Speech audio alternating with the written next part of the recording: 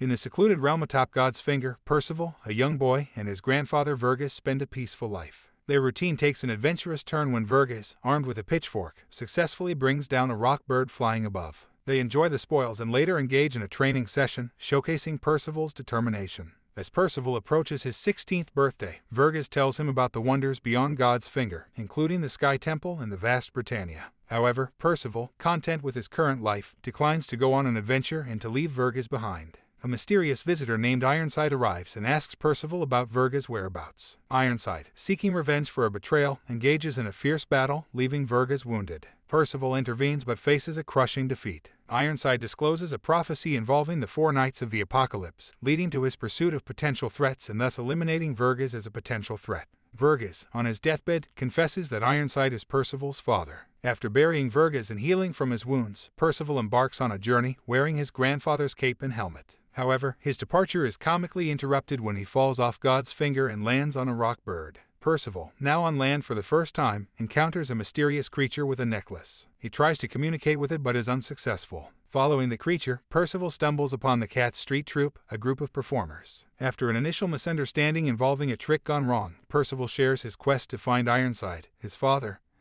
who attacked his grandpa Verges. The troupe, having no information about Ironside, suggests he heads to the nearby village for more details. Cat Street Troupe gives Percival a ride, sharing stories. In the village, they find a giant wolf attacking. Percival confronts it, saved by Donnie. Percival slays the wolf, impressing the villagers, who celebrate. Peligard, a black knight, appears, recognizing Percival as Ironside's son. Initially hostile, Peligard challenges Percival, surprised by his determination. Intrigued, Peligard offers to train him. Percival reveals he thought he had no magic but unlocks latent powers during the battle. Frightened by the newfound abilities, he accidentally blows Peligard back with a burst of magic. Donnie explains the glow is Percival's magic. Encouraged to use it, Percival faces Peligard's formidable fire attacks. Peligard injures Donnie with a powerful explosion, but a fox named Sin intervenes, teleporting Percival and Donnie to Dragon's Spine. Sin reveals Percival is one of the 4 Knights of the Apocalypse destined to bring calamities. Peligard reports this to his organization, determined to eliminate the Knights. Sin informs Percival and Donnie about their next destination, Camelot.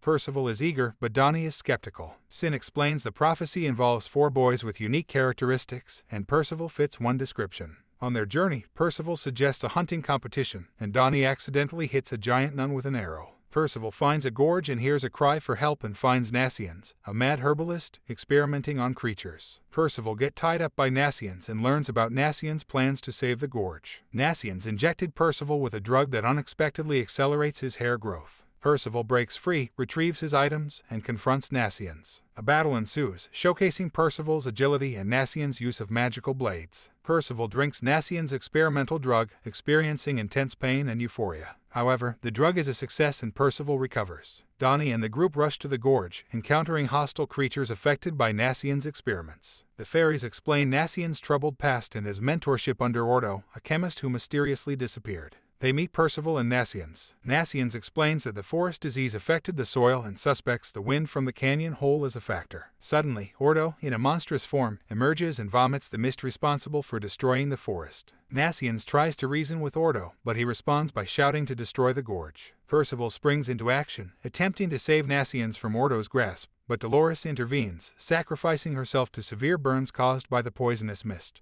An arrow takes down the fairy controlling Ordo, leading to the appearance of Talisker, the Holy Amber Knight. Talisker proposes revealing his reasons and turning Ordo back to normal if they can land a single blow on him. Percival engages in a fierce battle with Talisker, who summons a hailstorm and lightning. Percival's magic activates, creating an avatar to defend against the assault. Percival unleashes a counterattack, pinning down Talisker and demanding the reason behind turning Ordo into a monster. Talisker reveals that Ordo committed a grave crime by treating other species, and when he refused to stop, Talisker turned him into a monster with the impulse to destroy the gorge. He also reveals King Arthur's desire for a world where only humans exist, leading to the destruction of any other species. Talisker summons a calamitous spell, combining lightning and hailstones, but Percival uses his magic to create a giant version of himself that absorbs the attack. Sin reveals that Percival's magic can take any form from his mind. Talisker discloses that Percival matches the description of one of the 4 Knights of the Apocalypse, a group opposing King Arthur. Percival creates a sword and unleashes an attack that finally defeats Talisker. Sin destroys Talisker's chaotic staff to turn Ordo back to normal.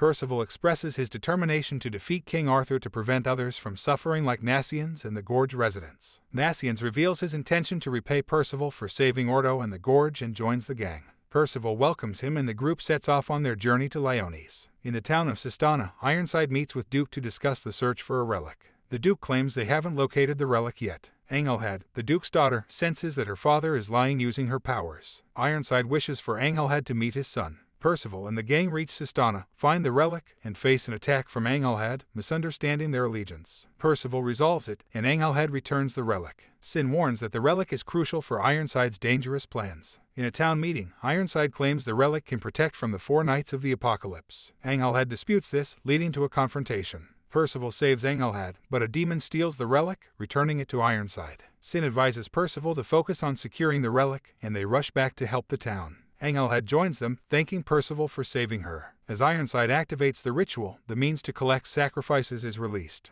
As Ironside summons a black substance, monsters begin to spawn in the town to collect souls for the ritual. Percival and the others are shocked by the number of creatures summoned. They return to the meeting place, finding Duke Calon unconscious. When Percival confronts Ironside, a powerful clash ensues. Ironside reveals his intention to destroy Lyones upon completing the ritual. He unleashes a devastating attack, incapacitating Percival and causing fear among the group. Engelhead realizes that Percival is Ironside's son and the man who ended his grandfather. Donnie decides to run away, stating they have no connection to the town. As Ironside prepares to finish Percival off, Engelhead interferes, revealing her desire to be a holy knight like her mother. Duke Calon shields his daughter. Donnie encounters a monster attacking a mother and child, mustering the courage to intervene. Back at the confrontation, Percival's lifeless body lies on the ground, and Nassians and Engelhead are injured. Ironside taunts Percival's friends and claims victory. Percival's minions attempt to heal him, but Ironside stops them. Nassians and Engelhead mourn Percival's apparent demise. Ironside proceeds with the ritual, intending to destroy Lyones. Donnie decides to return and help his comrades, understanding that their focus should be on stopping the ritual. Ironside dispels Percival's minions with a powerful spell, creating confusion. However, Percival miraculously revives, floating in the air, and saves everyone from Ironside's last attack. A mysterious warrior emerges and systematically defeats Ironside's monsters. Despite their efforts, Ironside remains a formidable foe. Percival and his companions manage to thwart the ritual temporarily by destroying the coffin, revealing Ironside's face in the process. Ironside, now angered, prepares to attack, but a knight intervenes, saying that the person who defeated the monsters may be one of the legendary heroes of the 7 deadly sins. Ironside retreats and faces consequences for his failure when brought before King Arthur in Camelot.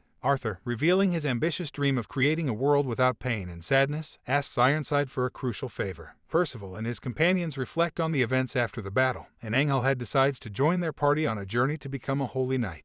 The party sets off from Sistana, and Engelhead is thrilled that her quest to become a holy knight has begun. They discuss their plans and decide to head to the kingdom of Lyones, home to the renowned holy knights and ruled by King Meliodas, leader of the 7 deadly sins. As they journey, Engelhead becomes the self-proclaimed leader of the party. Upon arriving in the town of Kant, they explore, and Engelhead indulges in shopping, spending money extravagantly. However, Sin scolds her for it and she takes Percival to recover the money. The party reaches a tavern where Donnie encounters Hauser, his uncle, and a holy knight. Hauser scolds Donnie for abandoning his training and reveals that he is in the town investigating a mysterious situation. Donnie nervously shares details about the piece of the coffin of eternal darkness, and Hauer becomes concerned about the potential danger it poses. Tensions rise as Hauer accuses Donnie of being spineless and unreliable. Donnie runs away. The situation escalates when Hauser confiscates money Engelhead won in a game using Percival. Nassians proposes a drinking game to settle the conflict, and during the game, Nassians discovers peculiarities about the town, suspecting that it might be involved in illegal activities. As the party collapses from the effects of the drinking game, Hauser is confronted by other customers who reveal that Edlin, Donnie's senior in training and Hauser's pupil, has become a bandit boss.